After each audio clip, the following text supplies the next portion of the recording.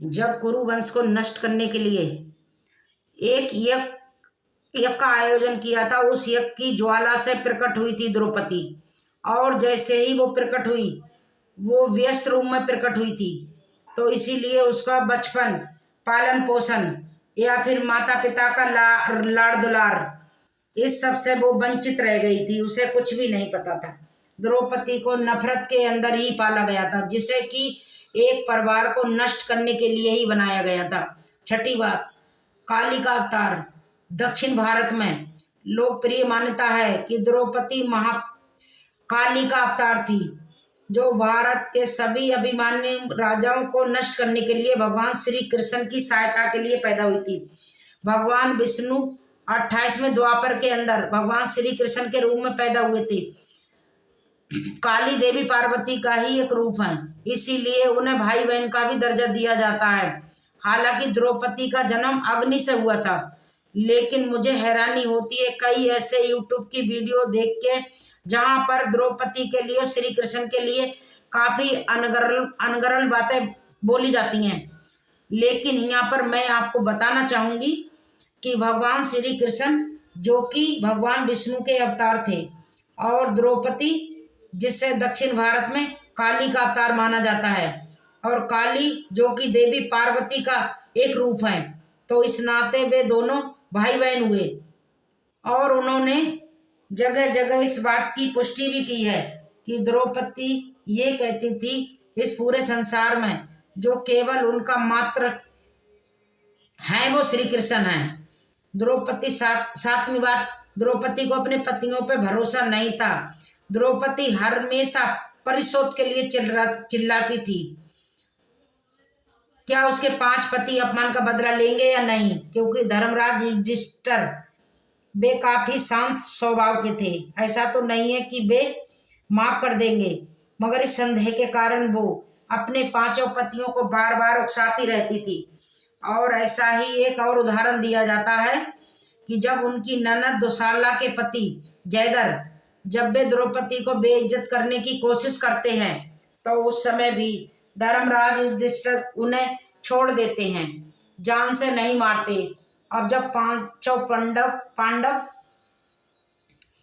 उस समय जब कीचक उन्हें बहुत भद्दी गालियां देते हैं, तो अपनी गुप्त पहचान बाहर होने के डर से वो कीचक को मारते नहीं। 8वीं बात, पृथ्वी का बर्तन। क्या आप जानते हैं कि द्रौपदी के पास एक ऐसा बर्तन था जिससे अक्षय पात्र भी कहा जाता है। वो अक्षय पात्र जो हमेशा भोजन से भरा रहता है। पूरे भारत में द्रौपदी का बर्तन, इस शब्द का अर्थ है ऐसा रसोई घर कि सर्वोत्तम उत्तम खाद्य पदार्थों से भरा रहता है। ऐसा बर्तन अच्छी गृहिणी की निशानी होती। कभी कभी उन्हें अन्नपूर्णा भी कहा जाता है, और महाभारत में उन्हें एक अच्छी गृहिणी के रूप में भी दिखाया गया है। महिलाओं को सिर्फ उन्हें अच्छी गृहिणी और अच्छी पत्नी के रूप में भी देखना चाहिए औरतों को। उनमें एक उदाहरण दिया था। 9वीं बात, क्या आप जानते हैं कि द्रौपदी को ऋषि दुर्वासा ने बचाया था। दुर्वासा ये ऐसी भी एक कहानी है जिसमें द्रौपदी के चीरहरण को लेकर बनाई हुई एक बड़ी दिलचस्प कहानी है। शिव पुराण के अंदर इसका जिक्र आता है। जब दुर्वासा ऋषि गंगा में नहा रहे थे, तब उस समय उनका लंगोट जल में बह गई थी। तब द्रौपदी दूसरे छोर के पास थी नदी पर। तब उन्होंने अपने वस्त्र का एक टुकड़ा फाड़ के दुर्वासा ऋषि को दिया था। अब दुर्वासा ऋषि ने उन्हें वरदान दिया था, जब कभी ऐसा कुछ आपके साथ होगा तो उस समय मेरी ये लंगोटी आपके काम आएगी। यहाँ एक विरोधाभास भी हो सकता है, क्योंकि एक जगह ये कहा जाता है चीरहरण के समय भगवान श्री कृष्ण ने द्रौपदी की मदद की, लेकिन इस घटना को अगर हम गहराई से देखते हैं तो इसमें ये आता है दुशासन द्रौपदी के वस्त्र उतारने की कोशिश कर रहा था, तो उसके कपड़े एक ऐसी धारा वो एक ऐसी वस्त्र आया जो द्रौपदी को ढकते ही जा रहा था, तो वो दुर्वासा ऋषि की लंगोटी थी। तो दोनों बातें अलग अलग हैं, मगर दोनों बातें, जब दुशासन द्रौपदी की वस्त्र को खींच रहा था तो वो वस्त्र खींचते खींचते हार गया था। 10वीं बात, द्रौपदी ने घटोत्कच को श्राप दिया था। जब घटोत्कच ने पहली बार अपने पिता के राज्य में दौरा किया था, माँ हिडम्बा थी उनकी, उन्होंने कहा था कि वो द्रौपदी का सम्मान ना करें। द्रौपदी ने कभी उन्हें एक रानी का दर्जा नहीं दिया था। द्रौपदी को जब इस बात का पता लगा और उसने घटोत्कच के हाव भाव देखे तो उसने महसूस कर लिया कि यहाँ पर ये मेरा अपमान कर रहा है, तो उसने बहुत गुस्सा आया और वो इस पर चिल्लाते हुए बोली कि मैं कोई एक साधारण स्त्री नहीं हूँ और मैं केवल युधिष्ठिर की रानी नहीं हूँ, मैं पांचों पांडवों की रानी हूँ और उसके साथ साथ पटरानी भी हूँ। तब उसने घटोत्कच को श्राप दिया था। और इसके साथ ही एक और बात बनती है कि हिडिंबा ने उसका कैसे बदला लिया। तो ये थी हमारी 11वीं बात कि हिडिंबा ने द्रौपदी से कैसे बदला लिया। द्रौपदी ने एक भयानक श्राप दिया था कि घटोत्कच का जीवन छोटा हो जाएगा और वो बिना लड़ाई के मारा जाएगा। इतना क्षत्रिय होने के बाद भी एक बड़ी अपमानजनक बात थी कि किसी व्यक्ति के लिए ये कहें कि आपका जीवन छोटा हो जाएगा और बिना किसी लड़ाई के मारे जाएंगे। तो द्रौपदी के श्राप को सुनकर हिडिंबा खुद पर निरंतर ना कर पाई और वो दौड़ती हुई वहां पर आ गई और उसने द्रौपदी को कहा कि तुम ऐसी मनहूस और पापी स्त्री हो कि भविष्य में कोई अपनी कन्या का नाम द्रौपदी नहीं रखेगा। उसके साथ ही हिडिंबा का गुस्सा इतने पे शांत नहीं हुआ, उसने द्रौपदी को एक और श्राप दे दिया कि तुम्हारे भी जितने भी बच्चे हैं वे सभी एक महायुद्ध की भेंट चढ़ जाएंगे। और इस तरह आपने देखा दोनों रानियों ने आपस में एक दूसरे को श्राप देकर अपने ही वंश को खत्म कर लिया। 12वीं बात, द्रौपदी के अनेक अवतार हुए। नारद पुराण और वायु पुराण के अनुसार द्रौपदी श्यामला अर्थात धर्मराज की पत्नी थी, भारती अर्थात वायुदेव की पत्नी थी, सखी अर्थात इंद्र की पत्नी थी, उषा अर्थात अश्विनी कुमारों की पत्नी थी और पार्वती जो कि साक्षात शिव की पत्नी थी। उन सब की एक समुद्र अवतार थी। पहले के अवतारों में वो वेदवती के रूप में पैदा हुई थी जिन्होंने रावण को श्राप दिया था। फिर उन्होंने रावण की मृत्यु का कारण सीता के रूप में जन्म लिया। एक ये विरोधाभास वाली घटना है। उनका तीसरा अवतार या तो दमयंती या उनकी बेटी और 5वां अवतार हुआ उनका द्रौपदी के रूप में। 13वीं बात, द्रौपदी की प्रतिज्ञा पांचों पांडवों की पत्नी बनने के लिए राजी हुई तो उन्होंने एक शर्त रखी कि इस महल को या इस घर को या इस घर की चीजों को कोई और अन्य स्त्री शामिल नहीं होगी। दूसरे शब्दों में अगर पांडव चाहे कितने भी विवाह करें वे सभी कोई भी पांडव अपनी पत्नी को इंद्रप्रस्थ में स्थान नहीं देगा। आखिर अर्जुन फिर भी एक पत्नी को लाने में सफल रहा था, वो भी श्री कृष्ण के बार बार आग्रह करने पर। वो कौन थी? श्री कृष्ण की बहन सुभद्रा।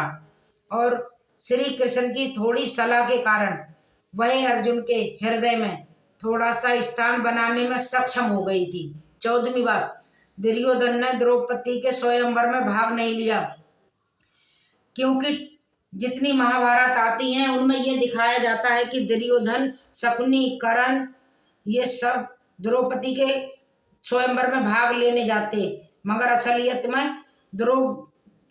अर्जुन ने द्रौपदी के स्वयंवर में भाग नहीं लिया था। वो पहले ही एक राजकुमारी से विवाहित हो चुका था और उसने उस राजकुमारी को वचन दिया था कि मैं दूसरा विवाह नहीं करूंगा। अब दूसरे दुर्योधन के आगे द्रौपदी ने अगर कर्ण का अपमान किया होता तो वहां बात ही कुछ और बन जाती। 15वीं बात, द्रौपदी ने कुत्तों को दिया श्राप। ये एक पंजाबी लोक कथा के अनुसार है कि लोग इस बात पे सहमत हुए थे पांचों भाई कि जो भाई कक्ष में प्रवेश करेगा उस भाई के जूते बाहर होंगे, तो वो भाई उस टाइम उस कक्ष में प्रवेश नहीं करेगा। और कोई भी भाई अपने और भाई के जूते देखेगा तो वो भाई वापस लौट जाएगा, वो समझ जाएगा कि उसका भाई कोई अंदर है। वो उस कक्ष में प्रवेश नहीं करेगा और इस शर्त का उल्लंघन करना बड़ा ही सख्त दंड का प्रारंभ बन जाएगा। वो एक लंबे समय के लिए वनवास जो अर्जुन को झेलना पड़ा था। अब 16वीं बात इसी से संबंधित है कि एक दिन जब युधिष्ठिर द्रौपदी के कक्ष में थे तो एक कुत्ता आया दरवाजे के बाहर और रखे हुए दरवाजे के बाहर उनके जूते चुरा के ले गया। इस बात से अनजान अर्जुन ने उस कक्ष में प्रवेश कर लिया तो वहां पर उनके बड़े भाई युधिष्ठिर और द्रौपदी पहले से थे। ये देख के अर्जुन काफी शर्मसार हो गए और समझौते के अनुसार सब अर्जुन को वनवास जाना पड़ा। जब इस पूरी घटना का प्रकरण द्रौपदी को ज्ञात हुआ तो कुत्तों पे काफी क्रोध आया और उस कुत्तों को श्राप दे दिया कि आगे से सारी दुनिया शारीरिक संबंध बनाती हुई सारी दुनिया देखेगी आपको। ये श्राप द्रौपदी ने कुत्तों को दिया था। द्रोण के पुत्र अश्वत्थामा द्रौपदी के सोए हुए 5 पुत्र को मार डाला था। अश्वत्थामा को पकड़ लिया था। वो अंतिम निर्णय पे द्रौपदी के पास ले आए थे। द्रौपदी ने करुणावश उस समय कुछ भी नहीं कहा और सिर झुका के बैठी रही। कृष्ण ने कहा कि तुम्हारे पुत्रों का हत्यारा तुम्हारे सामने है, इसे मारने में कोई पाप नहीं है। लेकिन द्रौपदी ने कहा इसे जाने दो, क्योंकि उस दर्द को महसूस कर सकती हूँ कि द्रोण की पत्नी ने अपने पुत्र को खोने के समय लिया होगा। 18वीं बात द्रौपदी उन 5 दिव्य जन्मी कन्याओं में से थी जिन्हें यज्ञ का वरदान मिला हुआ था। तो सभी पांडवों की वैसे तो अन्य पत्नियां थीं, वे सभी अपने अपने माता पिता के घर ही रहीं। लेकिन उन पांडवों की जो 7 कदम से कदम मिला के रही तो वो अज्ञातवास हो या उनके साथ रही तो वो द्रौपदी थी। तो वो द्रौपदी ने एक आदर्श पत्नी होने का उदाहरण जगह जगह दिया और इसके साथ साथ कभी भी पांडवों के मन में बदले की भावना आए, वो कम ना हो जाए, इसीलिए अपने बालों को हमेशा खुला रखा। जब भी कोई बात होती वो अपने खुले बाल लेके उनके सामने चली जाती थी, उन्हें ये बताने के लिए कि अब ये मेरे बाल खुले हैं और ये तभी बंधेंगे जब इन्हें दुशासन का रक्त मिल जाएगा।